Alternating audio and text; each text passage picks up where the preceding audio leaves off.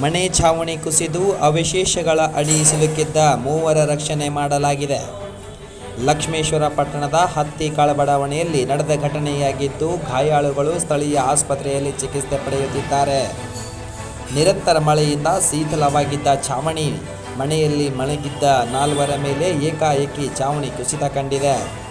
ಛಾವಣಿ ಕುಸಿತದಿಂದ ಗಂಗಪ್ಪ ಹತ್ತಿಕಾಳ, ಚಂಬವ್ವ ಮಹಾಜನ್ ಶೆಟ್ಟರ್, ಸರೋಜ ಹತ್ತಿಕಾಳಗೆ ಗಾಯವಾಗಿದೆ. ಛಾವಣಿ ಕುಸಿತ ಗಮನಿಸಿ ಮನೆಯಿಂದ ಆಚೆ ಓಡಿ ಬಂದ ಬಾಲಕಿ ಮೇಘ ಕೂಡಲೇ ಸ್ಥಳೀಯರಿಗೆ ಮಾಹಿತಿ ನೀಡಿದ್ದು, ಸಾರ್ವಜನಿಕರು ಮಣ್ಣಿನ ಅಡಿಯಲ್ಲಿ ಸಿಲುಕಿದ ಮೂವರನ್ನು ರಕ್ಷಣೆ ಮಾಡಿದ್ದಾರೆ. ಗಾಯಾಳುಗಳನ್ನು ಸ್ಥಳೀಯ ಆಸ್ಪತ್ರೆಗೆ ದಾಖಲಿಸಿದ್ದು ಚಿಕಿತ್ಸೆ ಪಡೆಯುತ್ತಿದ್ದಾರೆ.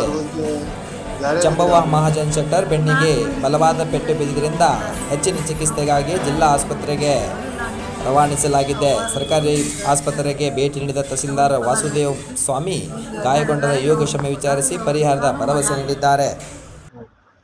ಭಾಳ ಮಣ್ಣು ಬಿತ್ತು.